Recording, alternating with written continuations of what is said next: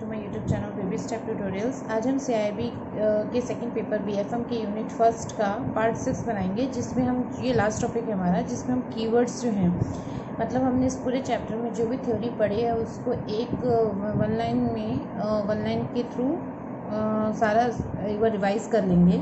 ये जो वीडियो है ये आपको मतलब लास्ट डे आपका एग्ज़ाम के जस्ट 1 और 2 डेज़ पहले आप प्रिपरेशन करोगे, या फिर आप एग्ज़ाम में जा रहे हो 1 और 2 आवर्स हैं आपके पास, तो आप जब प्रिपरेशन करोगे ना तो आपको ईजिली गो थ्रू कर देगा सारे यूनिट के जो थ्योरेटिकल पार्ट है उसके थ्रू।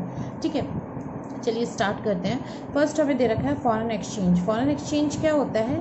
मींस कि जो एक करेंसी को दूसरी फॉरेन करेंसी में या दूसरी करेंसी में कन्वर्ट करता है, एक्सचेंज करता है आपस में, तो वो होता है फॉरेन एक्सचेंज। ठीक है, रेट ऑफ एक्सचेंज क्या हो सकती है? जैसे कि एक करेंसी के टर्म्स में हम बात करेंगे, जैसे एक आपके मान लीजिए इंडियन रुपी है तो $1 की कीमत रुपीज़ में कितनी होगी, ऐसे आप निकाल सकते हो, या फिर एक रुपये की कितने डॉलर में बैठ रहा है। तो इस टाइप से मतलब एक पर्टिकुलर करेंसी को अर्थमेटिकल उसमें दूसरी करेंसी में शो करते हो, तो वो आपका रेट ऑफ एक्सचेंज होता है।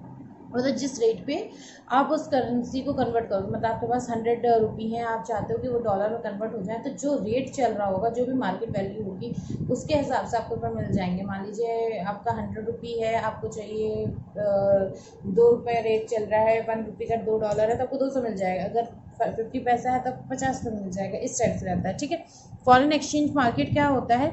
जहाँ पे फॉरेन करेंसी डील की जाती है, जहाँ पे कन्वर्जन होता है, ऑथराइज डीलर्स बैठते हैं जो कन्वर्जन करते हैं, सेल करते हैं, आप शेयर्स लेते हो फॉरेन मार्केट में, तो ये सब डीलिंग जो है ना ये फॉरेन एक्सचेंज मार्केट में होती है। OTC क्या होता है? Over the counter market. Over the counter market क्या होता है? इसमें किसी भी एक्सचेंज का सुपरविजन नहीं होता है, दो पार्टीज आपस में डायरेक्टली जो भी करना होता है एक्सचेंज या फिर जो भी डीलिंग है वो सब आपस में खुद ही कर लेते हैं। ठीक है, फिर है ऑथराइज पर्सन।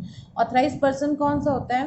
बैंक्स होते हैं, इंस्टीट्यूट्स होते हैं, और ये मनी चेंजर्स जो होते हैं ना, इनको ऑथराइज किया जाता है। किसके थ्रू? RBI के थ्रू, कि वो फॉरेन एक्सचेंज में डील कर सकें। ठीक है, नेक्स्ट है आपका वैल्यू डेटा। वैल्यू डेटा क्या होता है? जो डेट ऑफ सेटलमेंट्स, जिस दिन आपका फंड्स की जो वैल्यू है, डेटा फंड्स है ना वो सेटल्ड होते हैं, मतलब अकाउंट में दूसरी पार्टी के पहुंच जाते हैं, उसको हम बोलते हैं वैल्यू डेट। ठीक है, अब आपका जैसे आप देखते हैं ना कि आपका चेक्स आते हैं, तो चेक्स में आपकी करंट डेट होती है, जो भी डेटिंग होती है, मान लीजिए 13 तारीख है, लेकिन आप उसको 15 तारीख को ट्रांसफर कर रहे हो उस चेक को, तो हम यही बोलते हैं ना वैल्यू डेट 15 की हो गई। ठीक है, चेक डेट हम भले 13 यूज़ कर रहे हैं पर वैल्यू डेट 15 की हो जाती है। ठीक है, अब देखिए यहाँ पे हमें क्रॉस रेट दे रखे हैं, 2-3 चीज़ें दे रखी हैं।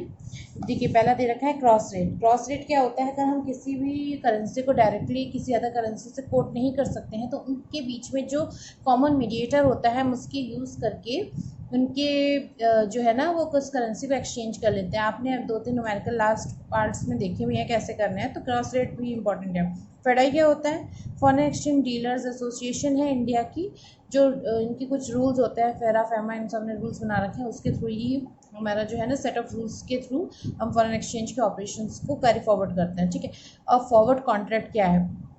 फॉरवर्ड कॉन्ट्रैक्ट क्या होता है? ये एक कॉन्ट्रैक्ट होता है जिसके थ्रू हम परचेज या सेल करते हैं इन फ्यूचर डेट्स में। कोई फ्यूचर डेट्स हैं, जैसे वाला कि 4 महीने के बाद की, तो हम 3 मंथ 4 मंथ 6 मंथ की करके फ्यूचर डेट्स दी रहती हैं, चाहे कोई भी डेट हो, आपका यही यूज़ होता है। ठीक है, प्रीमियम और डिस्काउंट क्या होता है? इट मीन्स क्या हुआ, जैसे आपका जो फॉरवर्ड कॉन्ट्रैक्ट है उसमें जो भी एड ऑन और मान लीजिए प्रॉफिट हो रहा है तो वो प्रीमियम हो गया, अगर लॉस हो रहा है तो वो डिस्काउंट हो गया, तो वो चीज़ है। ठीक है, premium and discount foreign contract से रिलेटेड होता है।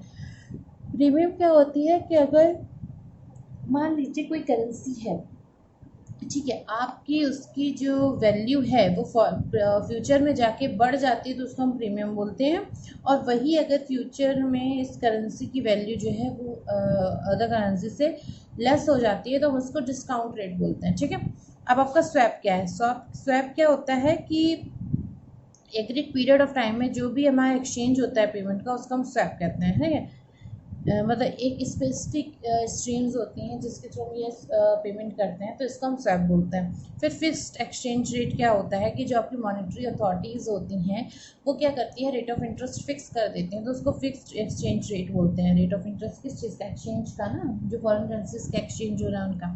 फ्लोटिंग क्या होता है?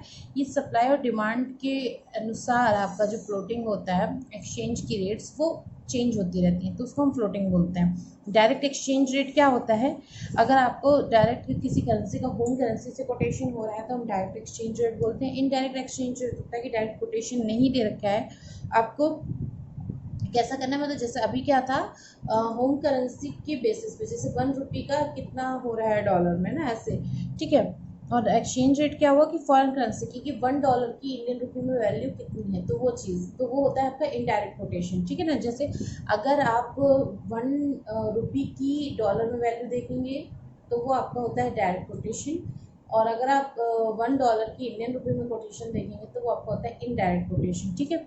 नेक्स्ट है आपका ready and cash rate. Ready and cash rate क्या होता है, जिस दिन आपकी डील हुई उसी दिन आपके फंड्स ट्रांसफ़र हो जाएं तो वो आपका होता है ready and cash.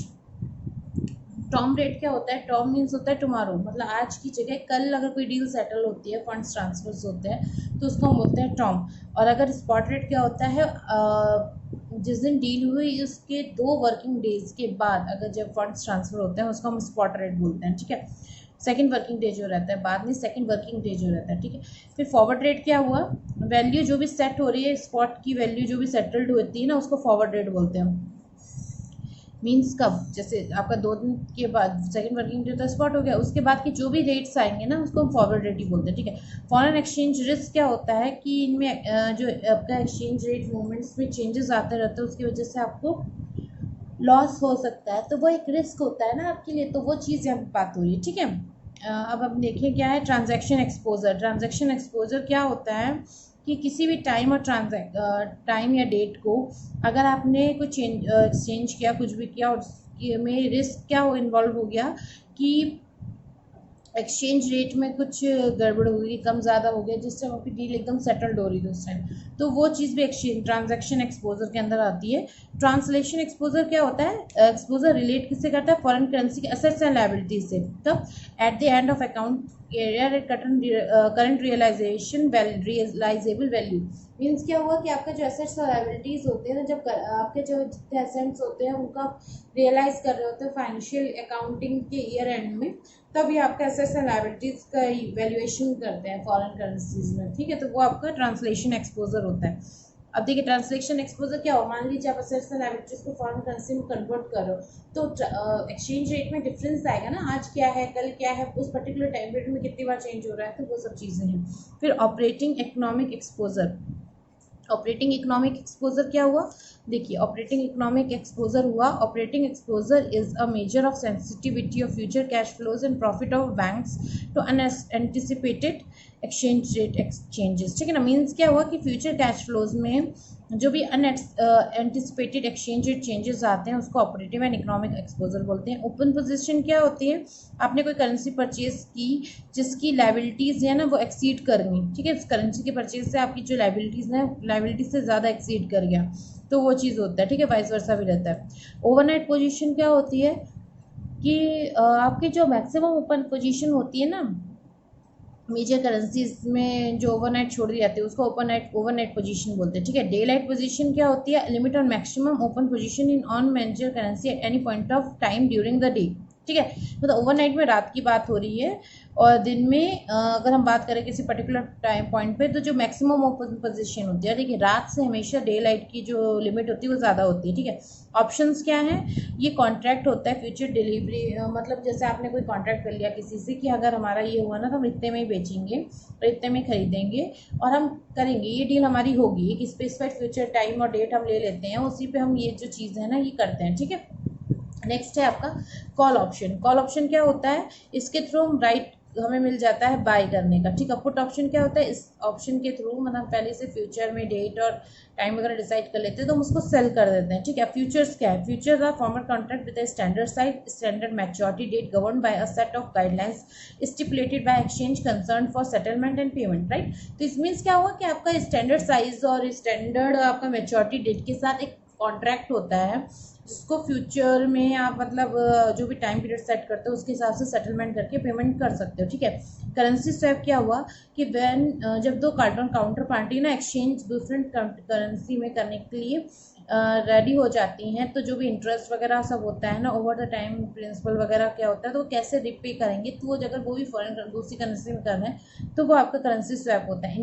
Interest rate swap क्या होता है, जैसे मान लीजिए आपका किसी पार्टी से कॉन्ट्रैक्ट चल रहा है, उसके बीच में जो आपके डिफरेंट स्ट्रीम्स में डिफरेंट इंटरेस्ट रेट्स हैं ना, जब उनमें चेंजेस होते रहते हैं तो वो हमको इंटरेस्ट रेट स्वैप बोलते हैं, ठीक है। इसी के साथ मेरा एक कीवर्ड्स वाला क्वेश्चन कंप्लीट होता है, ठीक है। अगर कोई डाउट या कोई क्लियरेंस नहीं हुई हो तो वो आप कमेंट सेक्शन में पूछ सकते हो, ठीक है। Thank you so much for watching this video.